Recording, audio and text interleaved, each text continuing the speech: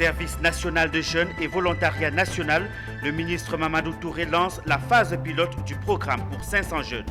Le ministère de la promotion de la jeunesse, de l'insertion professionnelle et du service civique a procédé le 21 juin au Palais de la Culture de Treichville au lancement du programme Service national des jeunes et du volontariat national.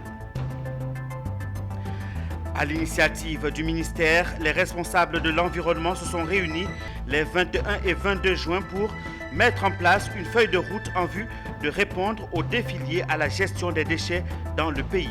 Une phase décisive dans le secteur de la gestion des déchets solides ménagers et assimilés en Côte d'Ivoire. Les groupements des femmes et autres structures exerçant dans les secteurs du palmier à huile et du cacao étaient en atelier à Bassam. Une formation centrée sur le renforcement du mécanisme d'engagement des réseaux et des parties prenantes pour promouvoir un dialogue inclusif.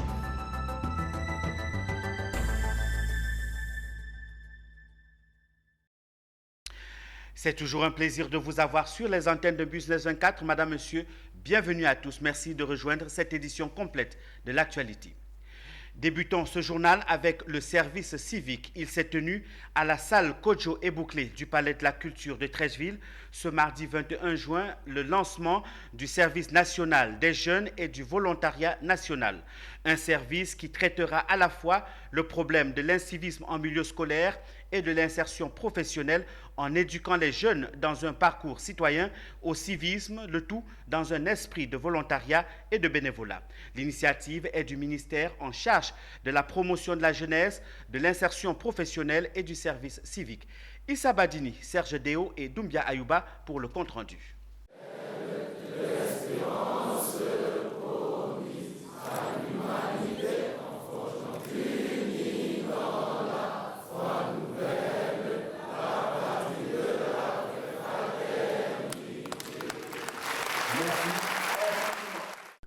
Pour répondre à la problématique de l'incivisme en Côte d'Ivoire, le gouvernement a décidé de la mise en œuvre des activités de l'Office du service civique national, entendez OSCN, avec 3 instruments. Ce sont le service civique d'action pour le développement, le service national des jeunes et le volontariat. Aujourd'hui, c'est devant un parterre de jeunes que l'un des maudits de l'OSCN est présenté, celui du service national des jeunes et du volontariat. C'est un parcours donc à la citoyenneté et au civisme qui est proposé aux jeunes dans les collèges et en dehors des collèges. Donc ces jeunes sont regroupés, un minimum de formation à la discipline, suivi donc d'actions communautaires. Et puis on a le programme national de volontariat et de bénévolat qui va s'adresser vraiment à l'ensemble de la population ivoirienne. Et pour nous, c'est aussi le ciment de notre société puisque la question de la solidarité sera au cœur de ce dispositif. Comment est-ce que par exemple des seniors peuvent faire un retour d'expérience en encadrant donc des plus jeunes? Ou comment est-ce que des jeunes peuvent continuer à se mobiliser autour d'actions communautaires, rendre un peu de ce qu'ils ont reçu de leur pays. Donc c'est vraiment ce programme que nous allons lancer et qui sera opérationnel dès le mois de juillet. Mais pour le volontariat, dès le mois de septembre, nous allons lancer vraiment le volet opérationnel sur le terrain. Le deuxième volet de ce projet pilote qui prend en compte 500 jeunes, hommes et femmes ayant fait au moins la classe des 3e, se fera au sein de l'Institut national polytechnique Houphouët-Boigny à Yamoussoukro pendant 4 jours.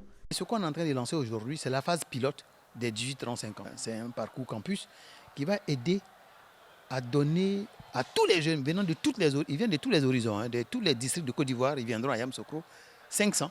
C'est une phase pilote pour les aider au civisme, à la citoyenneté, à la discipline et puis surtout se mettre à la disposition des autres. Pour bénéficier du programme, les jeunes sont invités à s'inscrire en ligne sur le site de l'OSCN à compter de ce jour. Ceux qui n'ont pas accès à Internet pourront faire acte de candidature auprès des directeurs régionaux de la jeunesse, de l'éducation nationale et du Conseil national des jeunes de Côte d'Ivoire. Nous appelons les jeunes à s'inscrire sur la plateforme, à s'inscrire sur le site de l'Office du service civique national, mais également à relayer l'information, qu'ils soient étudiants, qu'ils soient élèves, qu'ils soient travailleurs, qu'ils soient personnes en difficulté.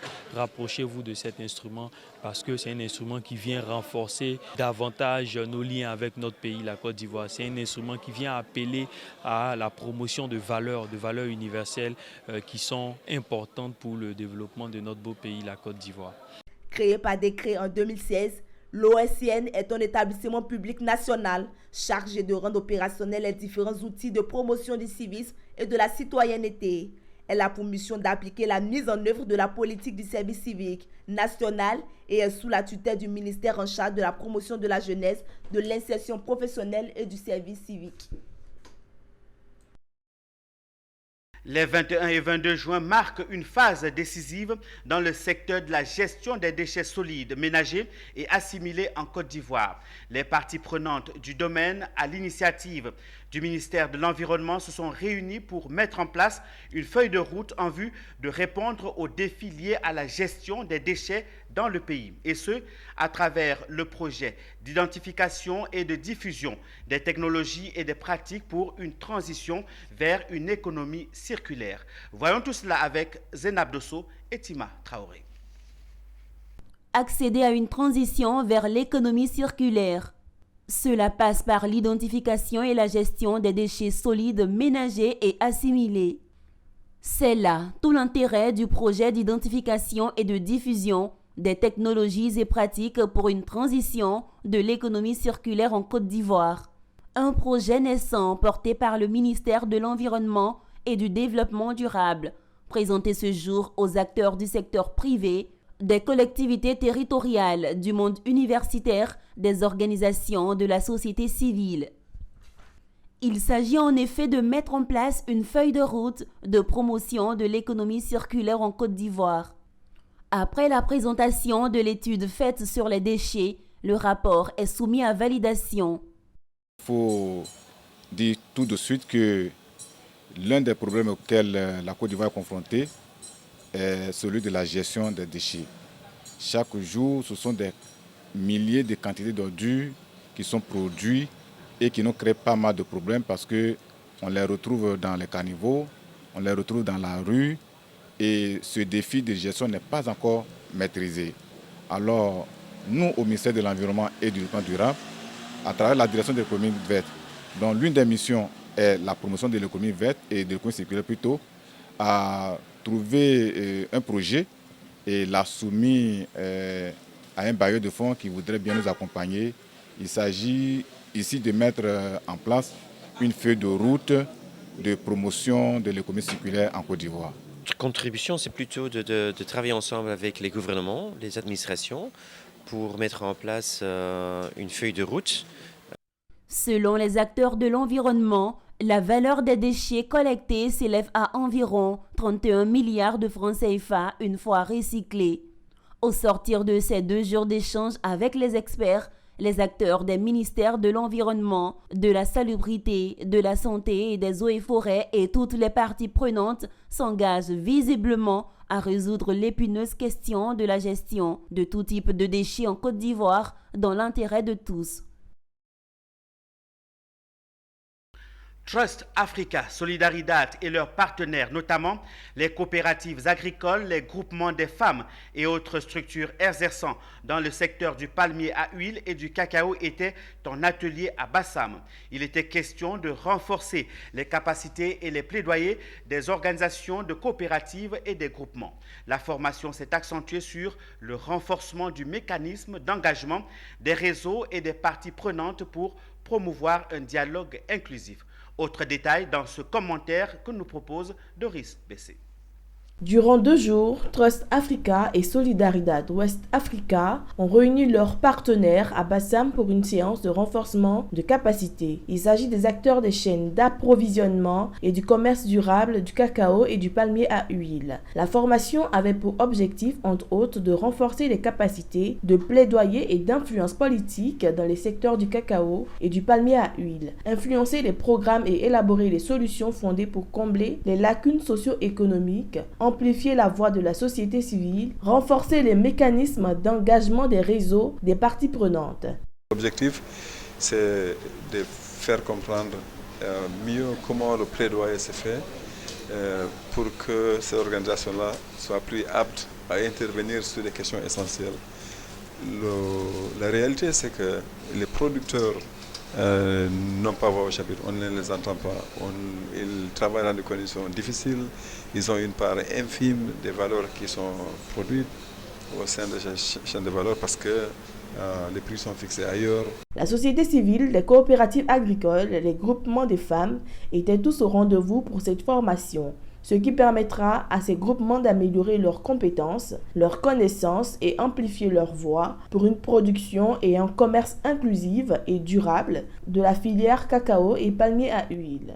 Après cette formation, nous voulons une société civile forte qui va nous aider en tant que Solidaridad et notre partenaire Trust Africa à pouvoir vraiment éduquer la population, notre population, nos bénéficiaires qui sont les producteurs de palmiers à huile de cacao sur toutes les mesures et les lois relatives au travail des enfants, relatives à la déforestation, relatives à l'accès à la terre qui sont pris par l'État mais qui sont méconnus par nos bénéficiaires qui sont les producteurs et productrices de cacao et de palmiers à huile en Côte d'Ivoire.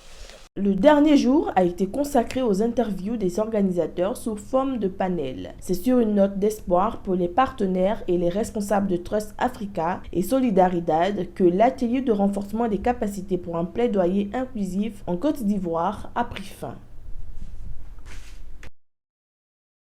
Poursuivant avec une page santé, le ministre de la Santé, de l'Hygiène publique et de la couverture maladie universelle a échangé avec une délégation de la Banque asiatique d'investissement pour les infrastructures AIIB qui séjourne depuis le 21 juin 2022 en Côte d'Ivoire. Cette mission fait suite à un financement de 100 millions de dollars approuvé par le conseil d'administration de la banque en vue du renforcement des systèmes de vaccination contre la COVID-19 et des services de santé en Côte d'Ivoire. Les précisions avec Philippe Zabo et Ismaël Doza. 100 millions de dollars, c'est le montant que veut allouer la Banque asiatique d'investissement pour les infrastructures au ministère de la Santé, en vue d'intensifier la lutte contre la COVID-19 et la mener à son terme, et soutenir la capacité du ministère à assurer une lutte pérenne contre les maladies infectieuses à potentiel épidémique. Voici entre autres les raisons pour lesquelles le ministre de la Santé a accordé une audience à la mission de la Banque asiatique d'investissement pour les infrastructures, en anglais AIIB. Cette banque cofinance aux côtés de la Banque mondiale un important projet d'un montant de plus de 180 millions de dollars. Donc si je prends même une moyenne de 500 francs, alors que le dollar est aujourd'hui un peu plus élevé que cela, ça fait minimum donc 90 milliards de francs CFA pour nous aider non seulement à parachever notre plan de riposte contre la Covid, pour atteindre d'ici la fin d'année le taux de vaccination de 70% pour protéger la population, mais ce projet va nous aider à renforcer notre système sanitaire pour qu'il soit plus robuste et préparer donc notre pays à faire face aux épidémies éventuelles. Pour nous, c'est un très important projet pour pouvoir renforcer le système sanitaire du pays et de contribuer à atteindre un niveau de 70% de couverture de vaccination de la population. Il est à noter que ce financement de l'AIIB sera mis en œuvre à travers le projet stratégique de préparation et de réponse au Covid-19, financé par la Banque mondiale à hauteur de 80 millions de dollars et exécuté par l'unité de coordination des projets santé de la Banque mondiale. Célébrons un anniversaire dans ce journal. Le 19 juin dernier, le département des femmes de la communauté Soka Gakkai internationale a célébré son 71e anniversaire avec comme invité spécial la ministre de la Femme, de la Famille et de l'Enfant. Curieusement, les festivités ont eu lieu le jour où la communauté internationale et la Côte d'Ivoire célébraient la fête des pères. La Soka Gakkai internationale est une communauté bouddhiste installée partout et en Côte d'Ivoire. Nos reporters Philippe Zabo et Richard Akeke y étaient pour le compte de Business 24. Suivez. Selon Daisaku Ikeda, troisième président de la Soka Gakkai internationale, le temps est venu de transformer radicalement l'histoire des femmes, qui pendant très longtemps a été caractérisée par la souffrance. Cette transformation doit commencer par l'Afrique, d'où le thème « Le 21e siècle, siècle de l'Afrique, siècle de la femme », adopté par la Soka Gakkai internationale Côte d'Ivoire.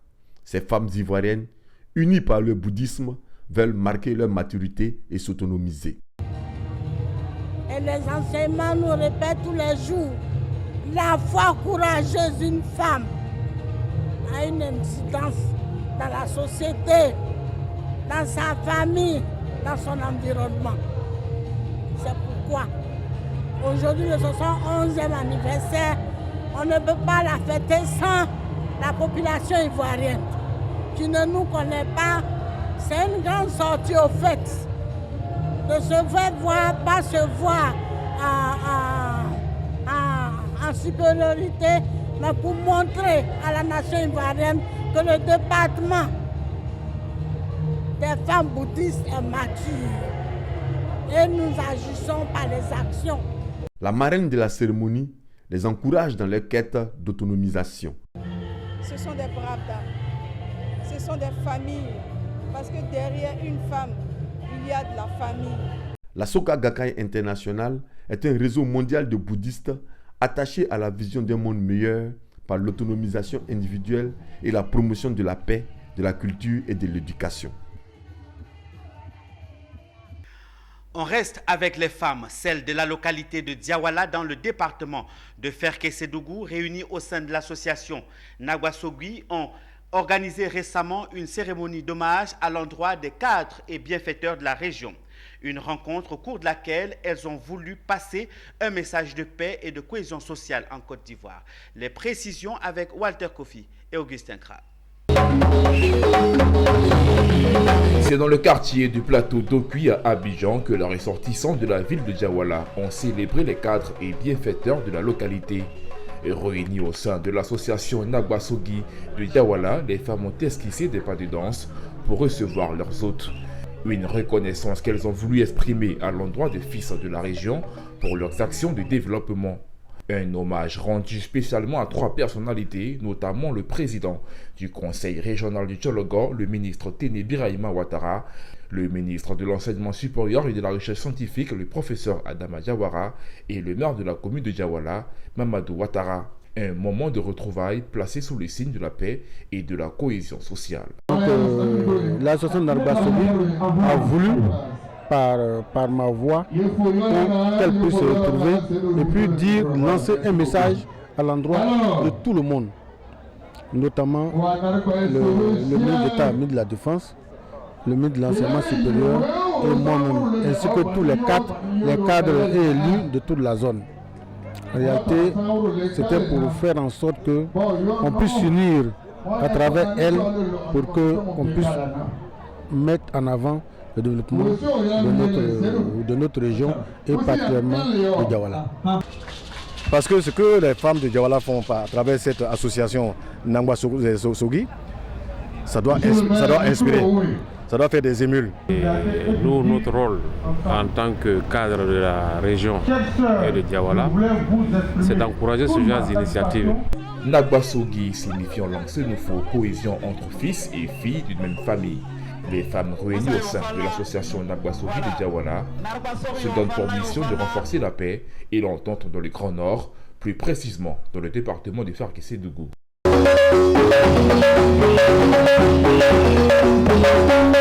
Parlons à présent de l'agenda des sénateurs. Réunis en plénière à la Fondation Félix Houphouët-Boigny pour la recherche de la paix, les sénateurs de la Côte d'Ivoire ont à l'unanimité validé la proposition des travaux pour la période allant du 17 au 30 septembre 2022. Cette séance était dirigée par Augustin Silué-Cagnon, vice-président du Sénat ivoirien. La séance s'est tenue à la Fondation Félix Houphouët-Boigny pour la recherche de la paix de Yamoussoukro, capitale politique de la Côte d'Ivoire. Présidée par Augustin Silué-Cagnon, vice-président du Sénat, elle a été l'occasion pour les sénateurs d'échanger sur le rapport de la réunion de la conférence des présidents qui s'est tenue le 9 juin 2022. Au terme des échanges, le calendrier des travaux parlementaires pour la période allant du 17 juin au 30 septembre 2022 a été approuvé par l'ensemble des sénateurs. Le calendrier a été adopté à l'unanimité, bien sûr, et nous avons 15 projets de loi qui sont inscrits à l'ordre du jour, c'est-à-dire sur l'agenda des sénateurs, mais nous avons des particularités. Il s'agit de débats d'orientation budgétaire. Et donc ces débats vont certainement édifier, permettre aux sénateurs de suivre véritablement le budget et les autres projets, puisqu'il s'agit du budget. Notons que la prochaine séance plénière des sénateurs ivoiriens et la réunion de la Commission des affaires économiques et financières sont prévues pour le 30 juin prochain. Le Conseil régional du Lodibois, dans le sud-ouest de la Côte d'Ivoire, s'est réuni en deuxième session ordinaire. Les conseillers ont examiné et adopté le projet-programme triennal 2023-2025. Après échange, les deux projets inscrits à l'ordre du jour ont été adoptés à l'unanimité par l'ensemble des conseillers régionaux. Autre précision dans ce reportage de Joseph Zaboki, commenté par Zénab Dosso. L'enjeu était essentiel, l'examen et l'adoption du projet programme triennal 2023-2025 et le projet du budget modificatif numéro 1 du Conseil régional de Divo.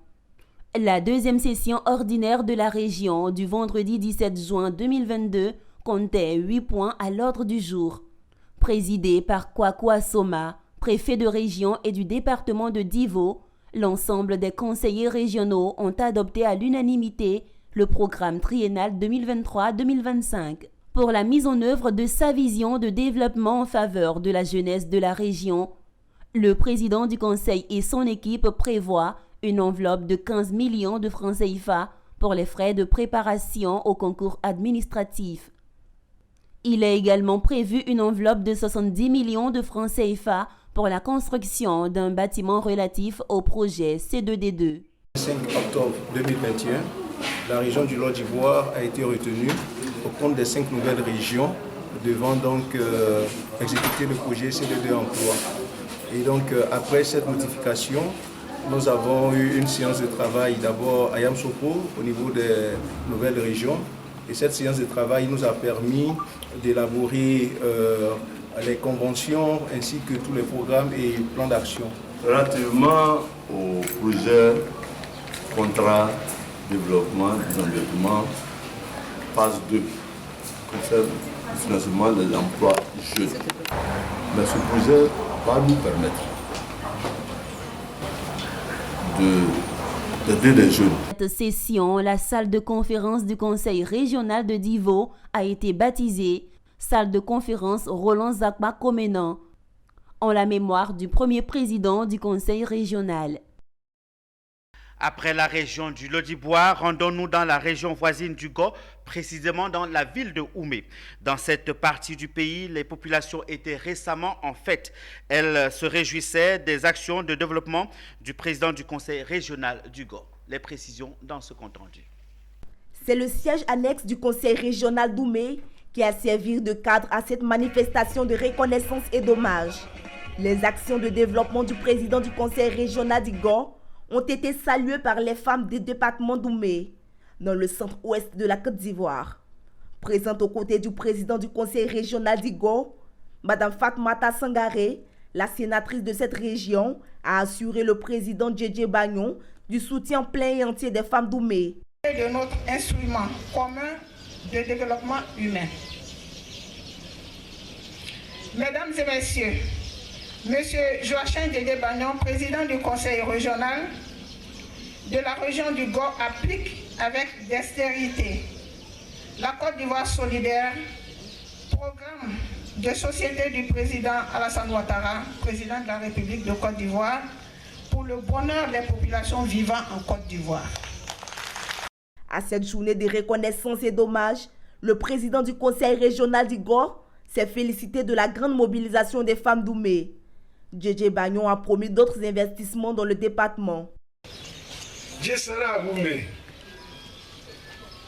au nom du Conseil régional pour tenir notre premier conseil de l'année à Oumé. Notons que le président du Conseil régional du Go a fait de nombreux dons aux femmes du département dans le cadre de la célébration de la fête des mères. La Chine finance à 40 millions de dollars américains une école de formation des futurs dirigeants des partis au pouvoir en Afrique, a rapporté le quotidien South China Morning Post ce 21 juin.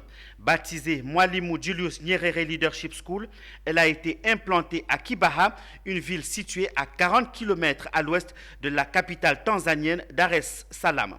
L'école a été construite par les partis au pouvoir de 6 pays africains que sont la Tanzanie, l'Afrique du Sud, le Mozambique, le Zimbabwe, la Namibie et l'Angola. Mwalimu Julius Nyerere Leadership School a accueilli début juin sa première promotion composée de 120 étudiants amenés à accéder aux plus hautes responsabilités au sein des partis au pouvoir dans les 6 pays nommés. Voilà qui met un terme à cette nouvelle session d'information sur Business 24, journal proposé par l'ensemble de la rédaction. Merci de l'avoir suivi, particulièrement à nos nombreux téléspectateurs de Ziguinchor, Saint-Louis, Dakar et partout au Sénégal sur Canal 171. Passez un excellent moment en compagnie de nos programmes qui se poursuivent. Au revoir.